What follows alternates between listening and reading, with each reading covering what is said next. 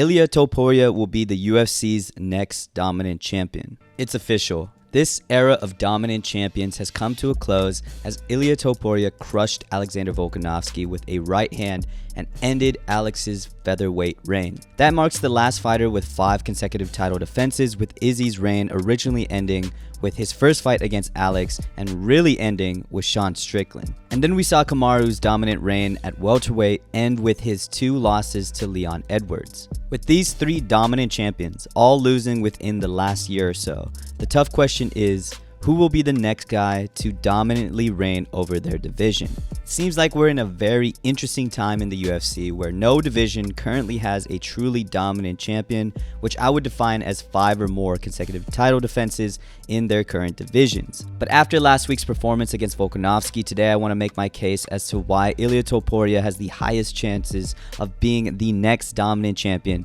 in the UFC. Additionally, I also wanted a reason why I think the other champions have a lower likelihood of getting 5 consecutive title defenses, at least relative to Ilia Topuria. So let's get into the most obvious and biggest factor as to why I think Ilia is going to be dominant, and that is age. Age is by far the biggest reason why I think Ilia will most likely achieve 5 consecutive title defenses and rule over his division the longest. As we saw in our last video and a video made by MMA On Point, we concluded that 33 to 34 seems to be the peak of UFC fighters, and win rate really starts to decrease after 33.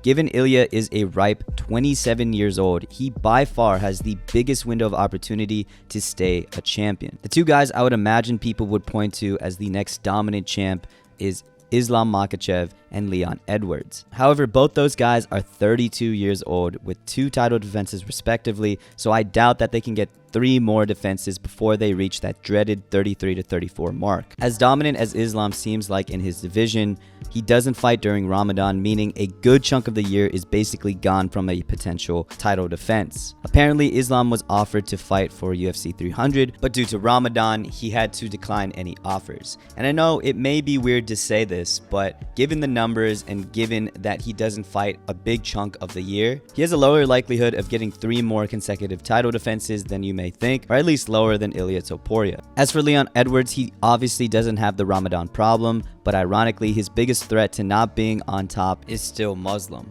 And no, not this one, this one. Shavkat Rakhmonov, in my opinion, is such a huge threat to Leon's reign. He's younger at 29 years old, undefeated on an unprecedented 18 win streak and finish streak, with the last 6 of those being in the UFC. You might have me at the stake like this, but I truly think once Shavkat gets that opportunity, he will win over Leon. I just think his deadly finishing ability both on the feet and on the ground is such a terrible matchup for Leon, and pending no upset loss by Bilal, who should be next, Shavkat probably gets his shot right after, or at least way before Leon gets 3 more title defenses, meaning Leon Edwards obviously will not get to that 5 defense mark. And speaking of threats, I also think Ilia Topuria has a better chance at taking care of his threats in his division than most other champions. Max Holloway is by far the biggest threat to Ilia, for sure. He's a former champion, he beat everyone in the division but Volk, but the main problem I have with Max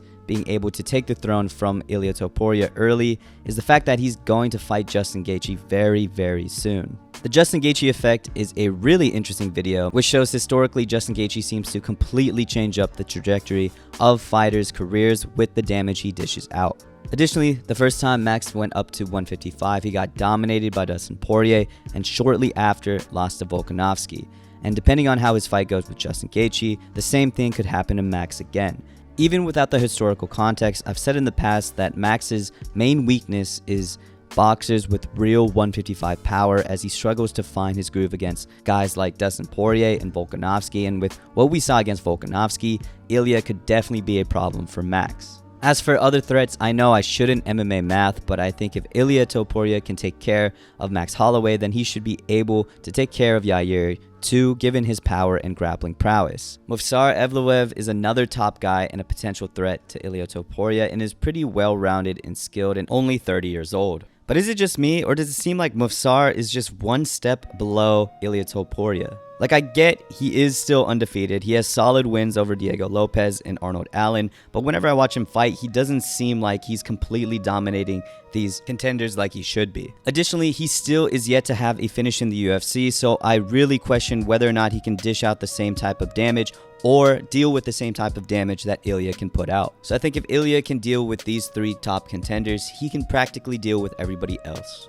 Another pretty good contender you guys brought up for being the next dominant champion is Tom Aspinall. And I know he's technically only the interim champion, but I think given John Jones's age and probably soon retirement, we'll look at the potential of Tom being on top instead of John. Of course, he's another great pick for a potential dominant champion as he's only 30 years old. He's super skilled and super fast for the heavyweight division. Specifically, has extremely fast hands and obviously great power as shown in the Sergey Pavlovich fight, and he also has really good grappling as well. The only problem I see with Tom Aspinall potentially being the next dominant champion is that it's the heavyweight division. Besides Stipe Miocic, it's damn near impossible to be dominant in this division given that one punch can absolutely change everything. So because anything could happen in this division, basically everybody in this division is a true threat to Tom Aspinall, which significantly lowers his chances of being a dominant champ, especially compared to Ilia Topuria. As for the chances for other champions to stay dominant in their division, starting out with Sean O'Malley, after what I saw with Merab, yeah, I have a very tough time seeing Sean get to 5 title defenses. Obviously, Sean O'Malley always has the nuclear option against Merab or any other threat in the division, but it's definitely much easier for a guy like Merab to bring Sean to his world and dominate than it is vice versa. Going down one, Alexandre Pantoja is definitely a dark horse in this race and possesses the skills to possibly stay on top, but I don't think he's going to be staying on top for very long.